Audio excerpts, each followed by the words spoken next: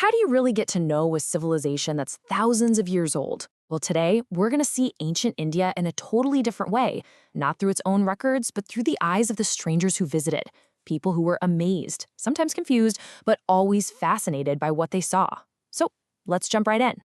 I mean, really think about that for a second. No photos, no videos, nothing. How can we possibly get a real, vivid picture of a world that's long gone? How do we have any idea what the streets actually looked like, or what people were talking about, or how a massive empire was run day to day? The answer is we have to rely on the folks who were actually there. We piece together the past from the journals and the records of these travelers. They are history's original eyewitnesses.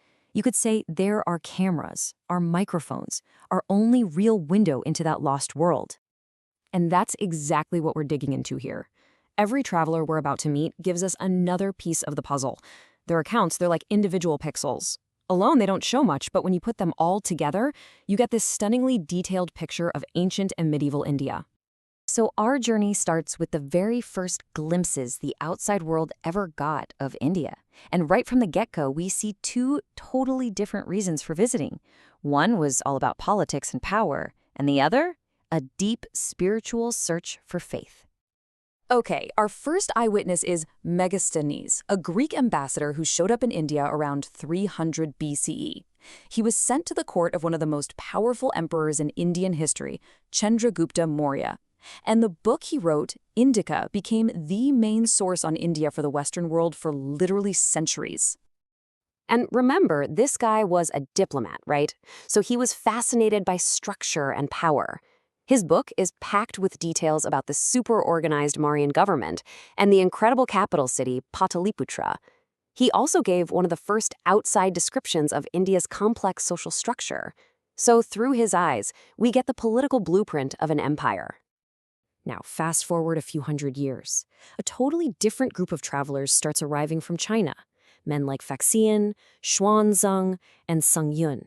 Now, these guys weren't diplomats or soldiers. They were devout Buddhist monks on a pilgrimage to the homeland of their faith.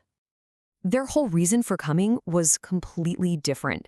They risked these incredibly dangerous journeys over mountains and deserts just to find original Buddhist texts and see the religion at its source. Faxian, for example, he paints this picture of a really peaceful, well-run society under the Gupta Empire, and he gives us these amazing accounts of all the thriving monasteries.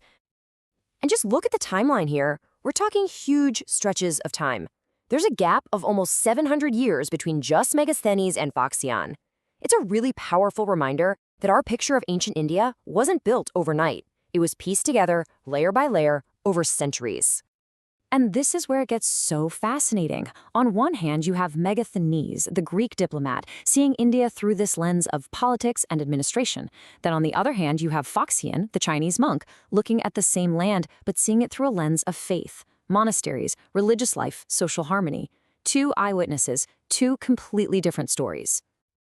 Okay, let's jump forward again. A new wave of visitors is about to arrive from the Arab world, and they bring with them a whole new perspective, the lens of rigorous scientific inquiry. So in the 10th and 11th centuries, you have scholars like Al-Masudi and Al-Biruni making their way to India. Al-Masudi gave us these rich descriptions of the geography and culture, but it was Al-Biruni who created something truly monumental.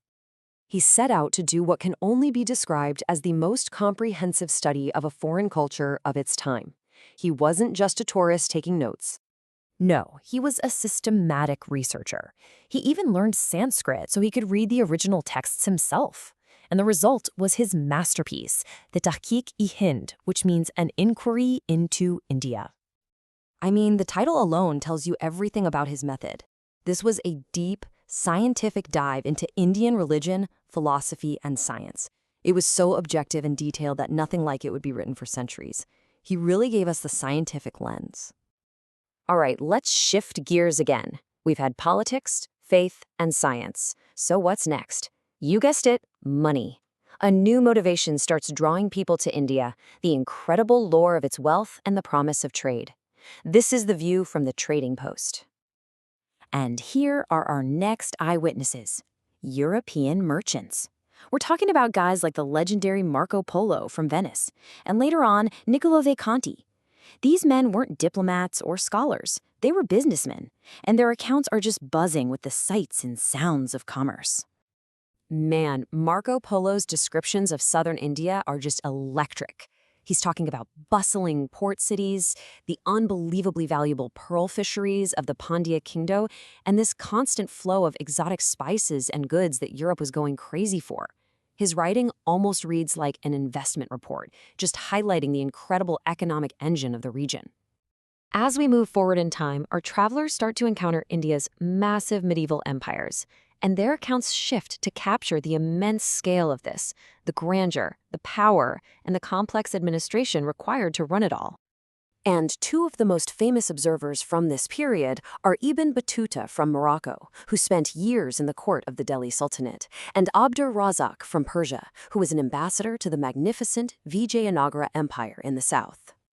Their accounts just paint this incredibly vivid picture. Ibn Battuta's travel diary, the Rihla, is an absolute goldmine of details on life and justice under the Delhi Sultans. Meanwhile, travelers like Niccolo da Conti were just blown away by the prosperity of the cities. And a century after him, Abdur-Razzaq was so stunned by the capital city of Hampi, he wrote, "The eye has not seen nor the ear heard of any place resembling it on earth." So after this journey through more than 1,500 years of history, what do we really have? Well, we don't have a single simple photograph of ancient India. We have something way richer than that, a mosaic, assembled piece by piece from all these different lenses. And when you put all the pieces together, you finally see the full picture emerge.